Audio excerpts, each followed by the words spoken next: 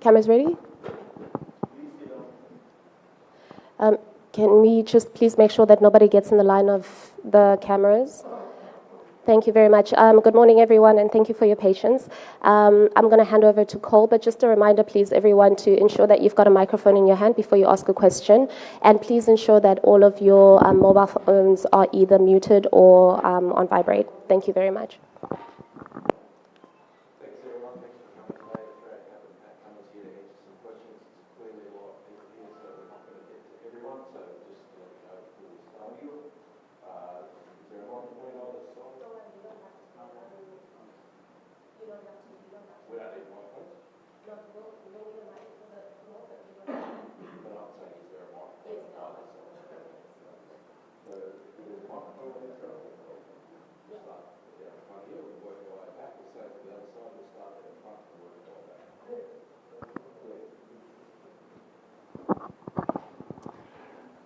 G'day, Pat. First questions first. Have you had a look at the pitch? Yeah, just had a look. And what did you make of it? Again, I'm not a great pitch reader, but looked pretty firm. They've only just watered it, so yeah, give it another 24 hours and have a look. But looks like a pretty good wicket. Has it been used before? Yes, I think Pakistan played someone there. So how do you expect it to play compared to Calcutta? Yeah, hard to know. I think it's been a bit more high scoring here throughout the tournament. Yeah, it's been a pretty good wicket, so yeah, hard to say. Pat, all the best for the final. People are already building it up as India coming hard at you for the 2003 revenge as well as the WTC final, which you also played as a captain and won it. So, and Indians also have the home advantage. You expect the Indians to come really hard at you, especially when they are in a kind of form which Australians were in 2003 and 2007. Yeah, I mean, neither player from both sides were there in 2003, so it feels a long time ago. But we know it's going to be a packed house. There's going to be 130,000 fans here supporting India. So it's going to be awesome. They've been playing really well, undefeated this tournament. But we know at our best we can give them a good shake. We've played them quite a lot over the last couple of years with success. So it's all building up for a nice final.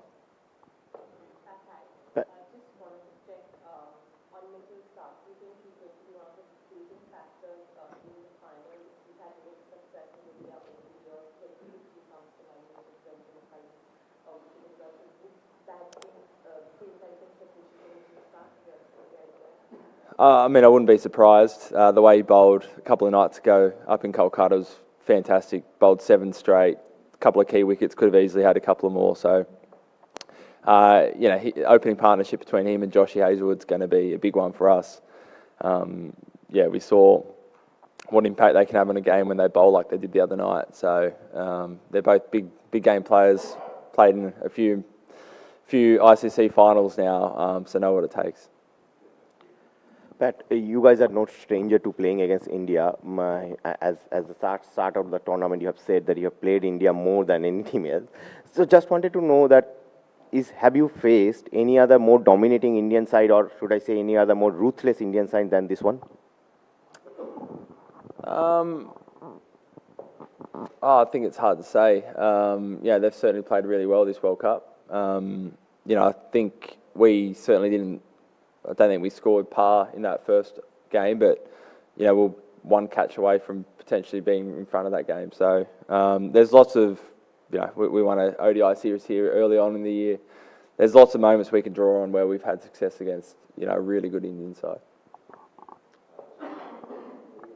Pat, you said you know what it takes, and you've played in a lot of big games before, big tests, big one-days, big T20s. But 100,000 people wanting you to fail is probably something new. How do you deal with that, and how does the team deal with that? I think you've got to embrace it. The crowd's obviously going to be very one-sided, but it's also, in sport, there's nothing more satisfying than hearing a big crowd go silent, and that's the aim for us tomorrow. You've just got to embrace every part of a final. Even in the lead-up, there's going to be noise and more people and interest, and you just can't get overwhelmed. You got to be up for it. You got to love it, and just know, whatever happens, it's fine. But you just want to finish the day with no regrets. Hi. As a fast bowler, what do you think are the challenges you face while bowling on Indian wickets? I think, similar to a lot of ODI cricket in general, the ball obviously swings for a few overs, but after that there's not much swing. So you've got to try and create wickets in other ways. It's not necessarily catches behind the wicket like you might have in Australia. So you've got to be brave with some of the balls you use, slower balls, bouncers. You've got to keep it, find that balance between mixing it up, but also not go chasing too much. So I think we've struck that balance pretty well. And, at least over here in India, a lot of the time by the end of the innings, things like cutters work perhaps better than it does elsewhere in the world.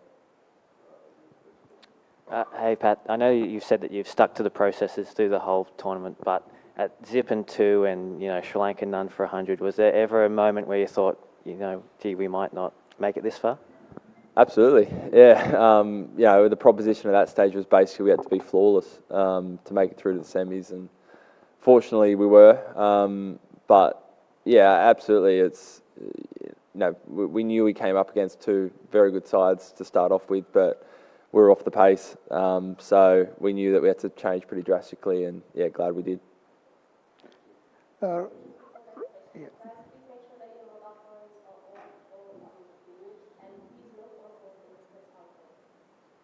But reaching the final without a dominant show, unlike in the past, how does it feel to take on a dominant India?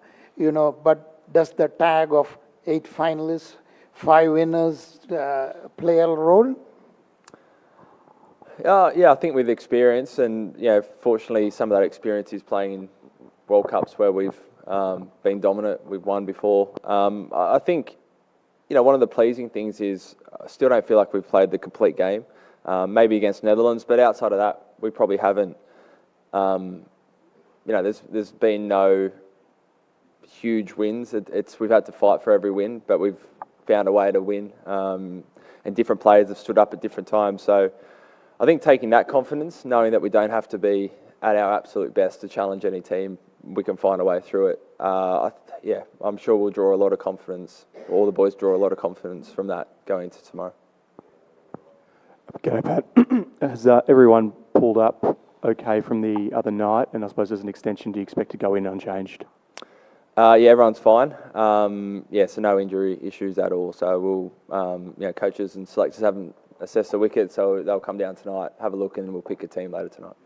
Given the discussion in the lead-up to the last game around Marnus and Stoyne, is there any scope, and I know you decide it later, but potentially that if it is more a batting-friendly wicket, that you could be tempted into going with the extra all-rounder? Potentially, yeah.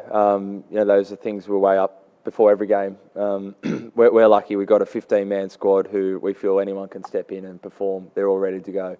Like every other game, we go through a process where coaches get together and chat through what they think or how they think the game's going to go about, and then the selectors obviously pick the final 11.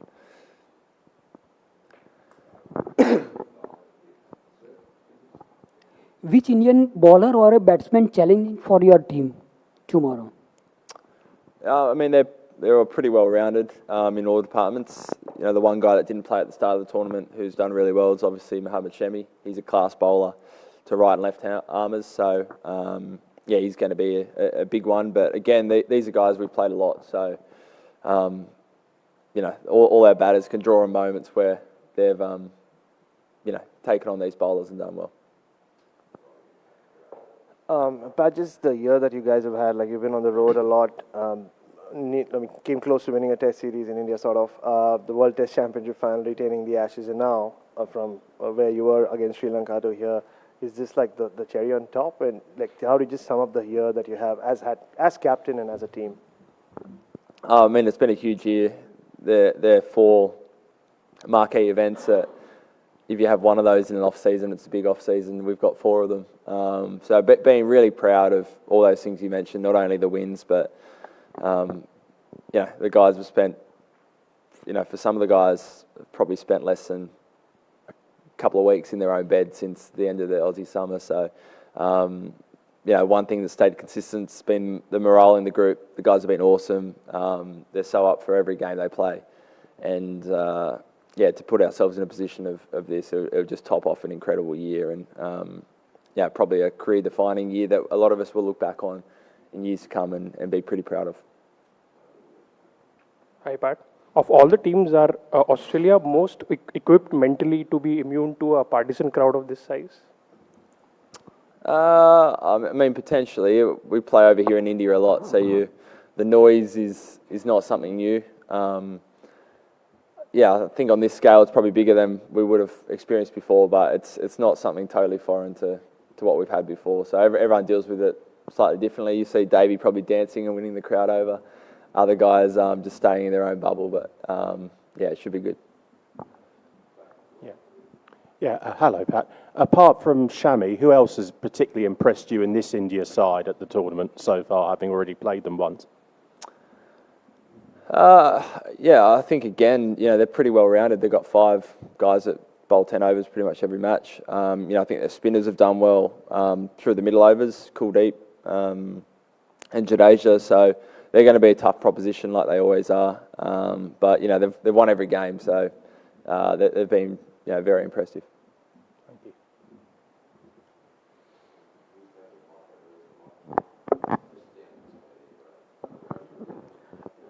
Thank you. How much importance you give to pitch going into a match, and what if it suits to host side? And do you expect, looking into this pitch, do you expect any change in tactics from Indian side? Yeah, it's hard to say. It's obviously same for both teams. No doubt playing on your own wicket, in your own country has some advantages, similar to wickets that you've been playing your whole life. But we've played a lot of cricket over here, so we'll wait and see. I think, of all the venues, perhaps this venue's, the toss isn't as important as, say, a Mumbai Wankhede Stadium or other venues. So we'll be ready in terms of anything they'll throw at us. We'll wait and see, but we'll make sure we have some plans. Weather has changed. The difference in temperature after sunset and before that is all 7 to 8 degrees. Do you think that will impact in any way, kind of you decide what to do first, to bat first, or on the wicket also? Will it impact the you said the wicket is very firm, but will it impact? Because the difference in temperature is about 7 to 8 degrees. Yeah, I think the biggest difference is the dew. This city and venue seems to have more dew than a lot of the other places we play. So perhaps that's something to think about ahead of tomorrow. Again, it might only be the last quarter of the game, but once that settles in and the ball's sliding on, it's quite different to, say, the first 20 overs where it might be swinging. So something to consider. I think you kind of got to weigh up, batting during the day when it might be a bit easier than under lights, but knowing that late in the second innings it could also slide on. Pat, if I take you back in 1999, Steve was mighty Australia, started the World Cup with 2 losses out of past 3, and then he made his famous remark, 7 to win to lift the trophy.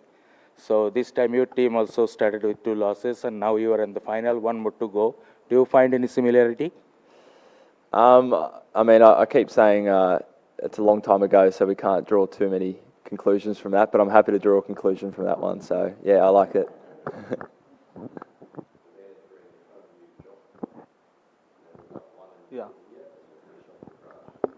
Hi, Pat.